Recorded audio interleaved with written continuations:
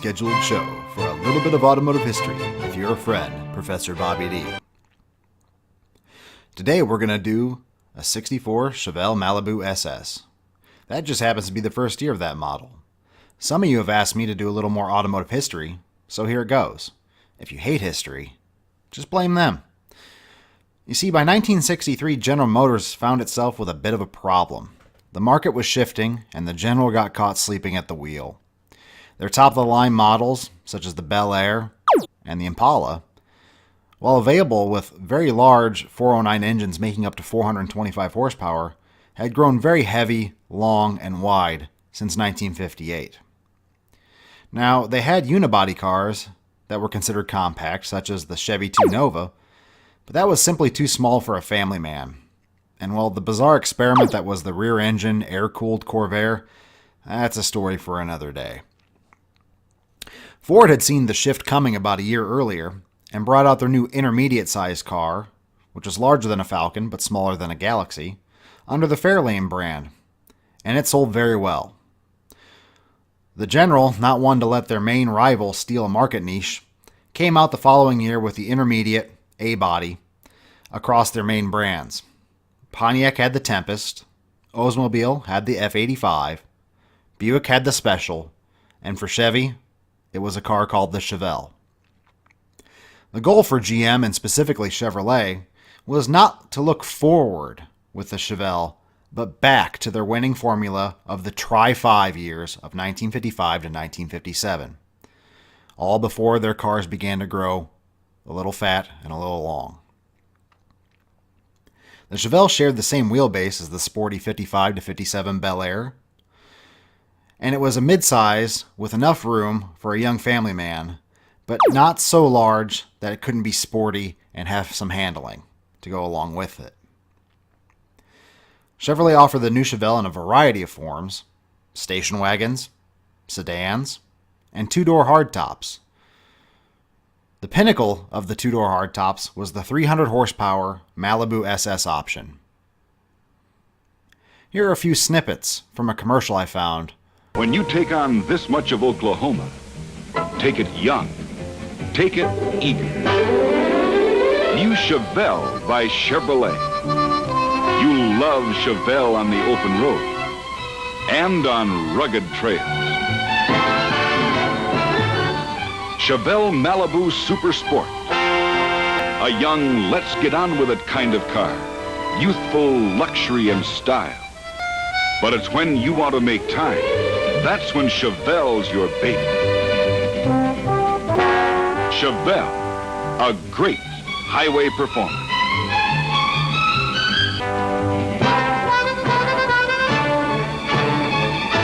Built to thrive on great chunks of distance. And when you're heading for the horizon, here's a car that gets there in a hurry, thanks to its new zestful V8 engine. See your Chevrolet dealers soon.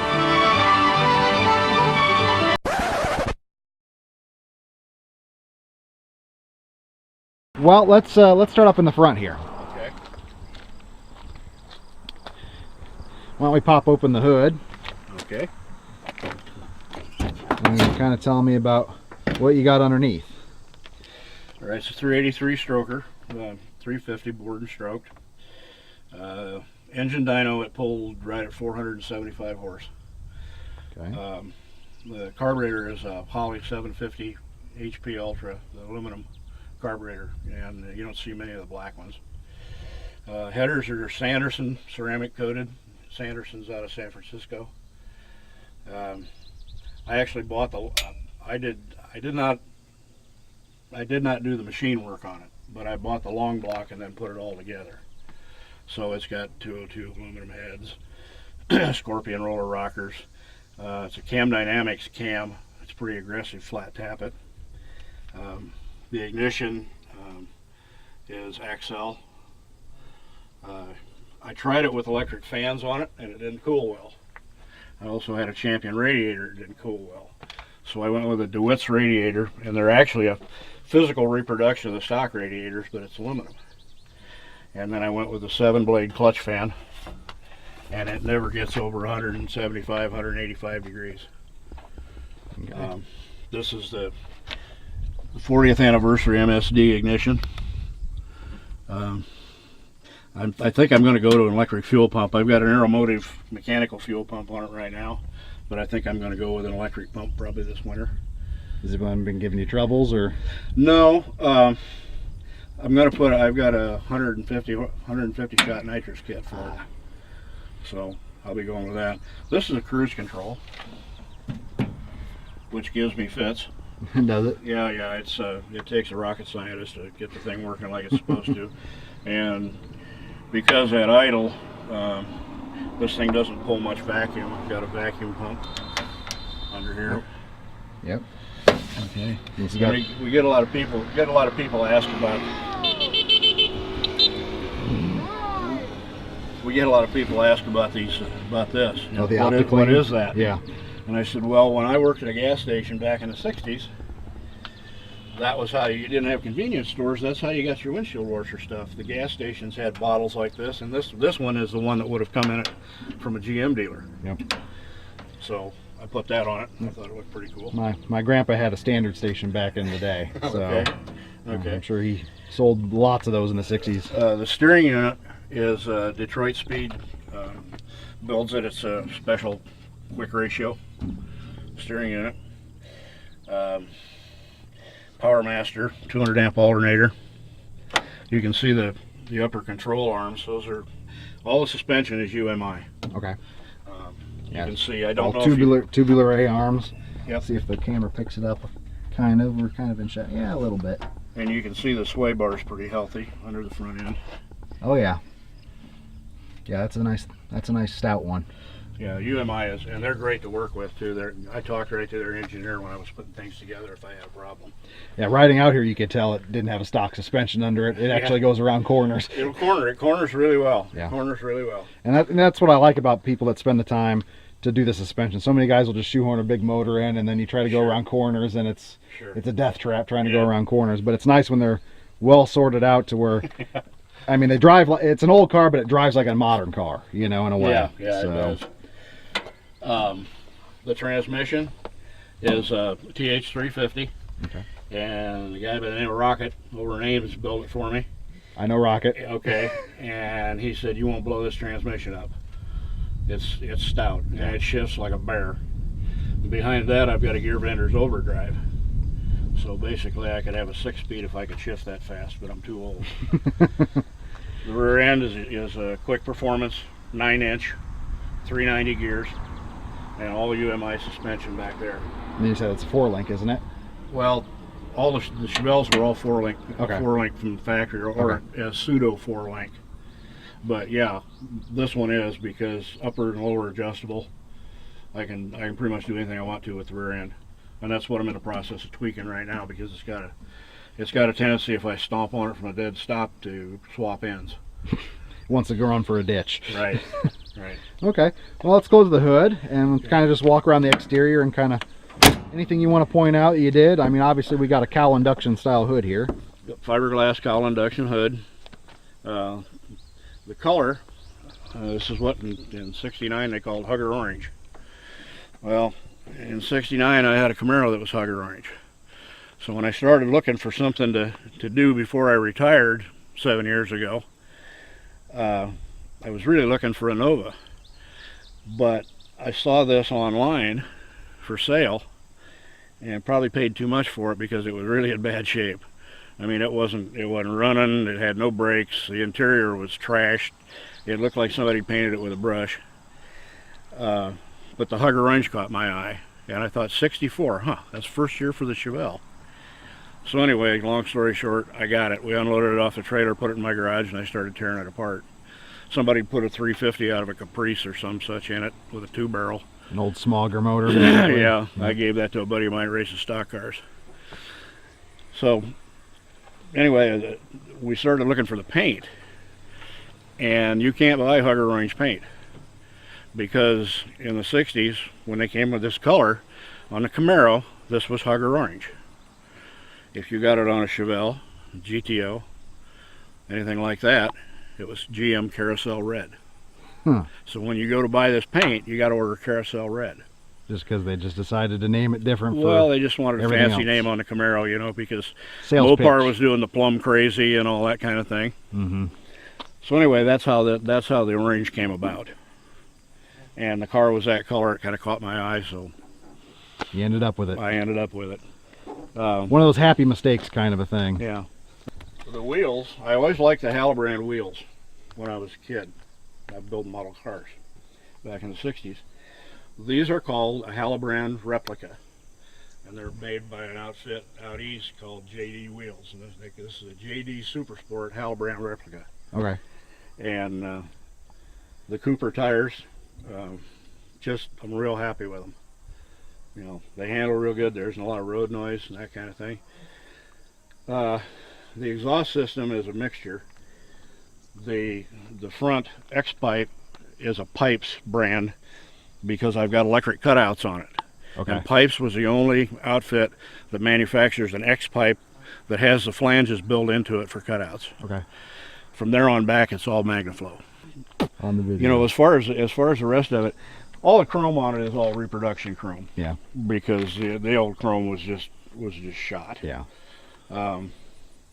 Now, so did this spend its life in Iowa before you found it? Was it an Iowa car? Do you know? I don't know how long the guy had it. Yeah. But originally, from what I can figure out, I think it was sold new in North or South Dakota. Okay, that's just bad. Yeah. For yeah. salt. So sometimes somebody had put new front fenders on it, and this quarter. Yeah. Back here. Kind of an older patch job. Yeah. Okay. And there's kind of a bad patch in the trunk, but I really didn't want to put a trunk floor in it. But it didn't look too bad. Oh. Well, as I said, the interior that was in it, they had 65 seat covers on it, which are totally different. These are the original seat frames. Okay. Everything under them is original. I had to rebuild the tracks because they don't make replacement seat tracks for 64, 65. They're just too rare. 66 they did. So I actually found a guy online that had a decent set because one or two of mine was trashed. They've got little ball bearings in them. Okay. Is what they roll on. And if those bearings are missing, it don't roll. Mm-hmm. So it is the original wire and frames. I had to build plates and set this seat back because I'm a fat guy. And it doesn't work with the steering wheel and the stop. No, position. and even then I had the stock column and everything in it, and it was a little tight, so I put an I-Did-It tilt column in. Those are nice to have. Which works pretty good. This is they called it the wood replica wheel in 64. And you can tell the difference between the one that was in the Chevelle and the one that was in the Corvette because the Corvette's 3-spoke. This one's 2-spoke. Yep. It's all the factory gauges, and they all work except right now I got the fuel gauges acting up, and I don't know what's going on there. As I said, I put a cartridge CD player in the glove compartment, and you've got the cartridge.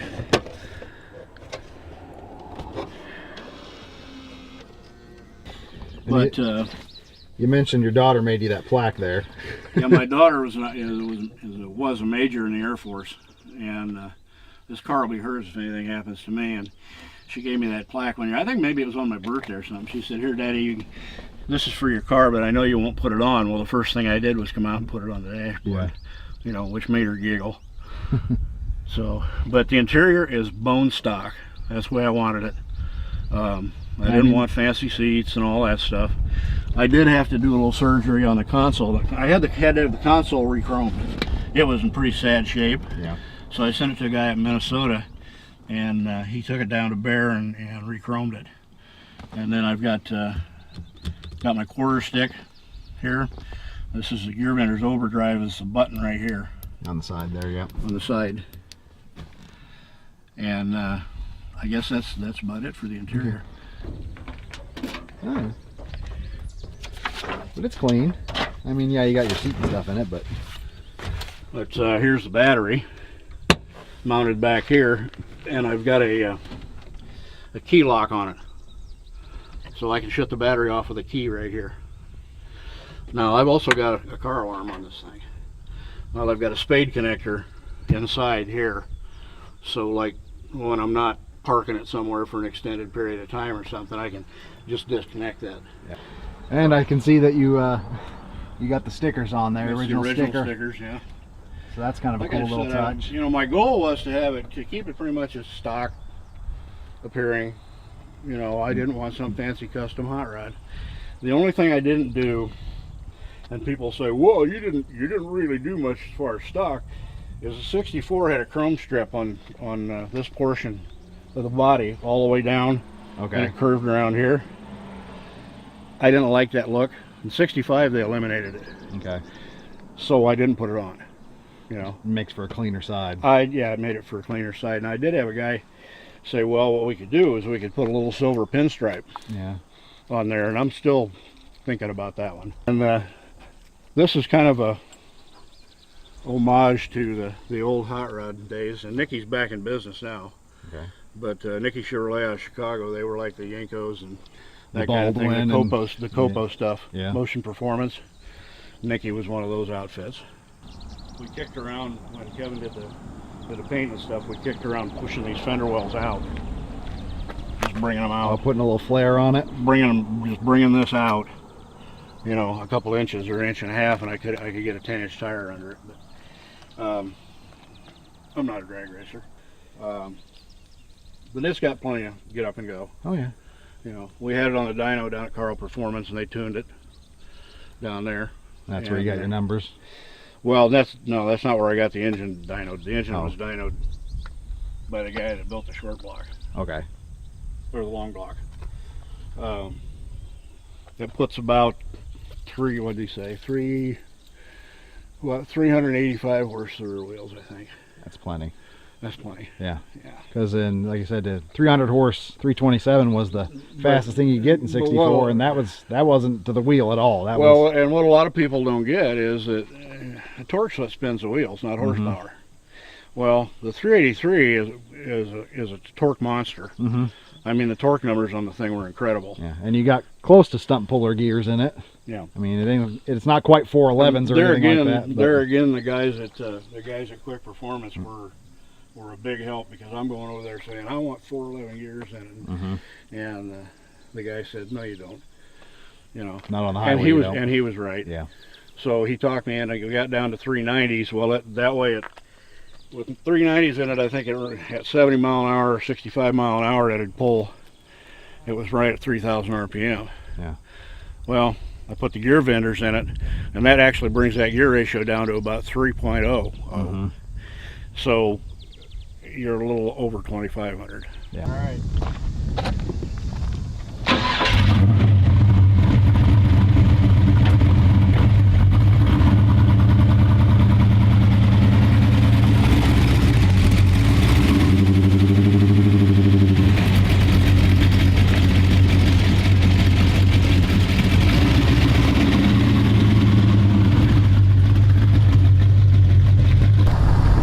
Yeah, I wanted it to handle too, you know. That's why I went with all the, I mean, you saw that big ass sway bar in the front. Yeah. The one in the back's the same size. And then it's got adjustable uppers, upper trailing arms. They also make, they're frame stiffeners. And what it is a bar that ties the lower control arms to the upper.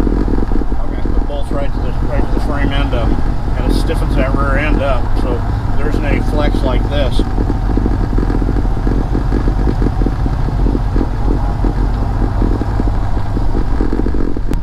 Yeah, it had the original factory power steering in it, been in it for 50 years, you know.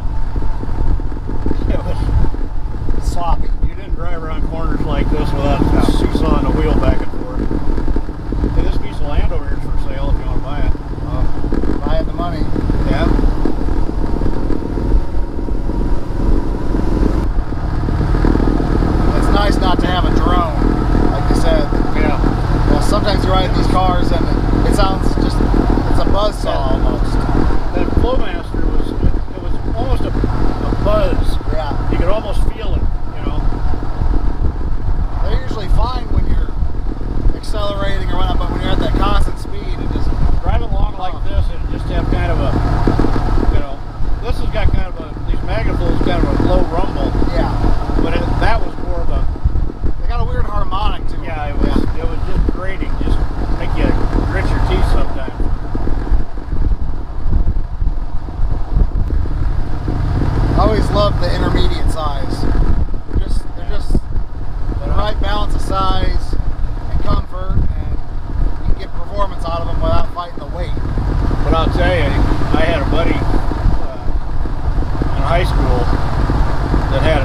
427 Impala, and they weren't very high horsepower, but you could make them that way. Yeah.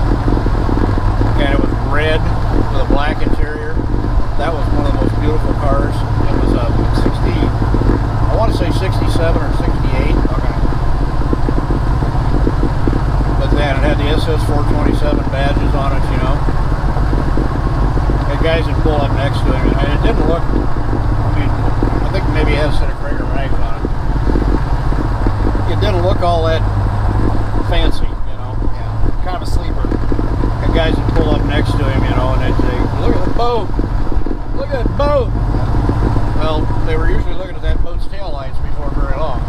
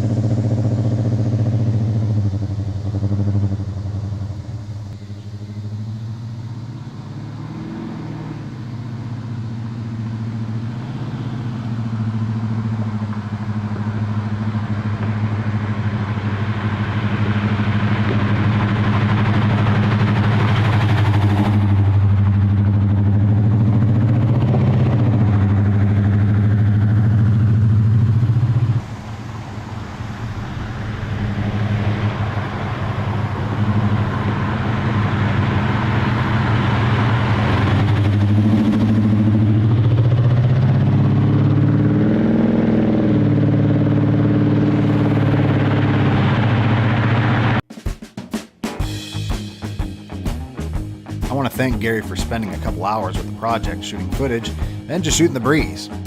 Not only did he give us a great car to feature, he had original brochures, owner's manuals, and heck, he even had a copy of CarCraft magazine that features his Malibu in the Where's the Fun section.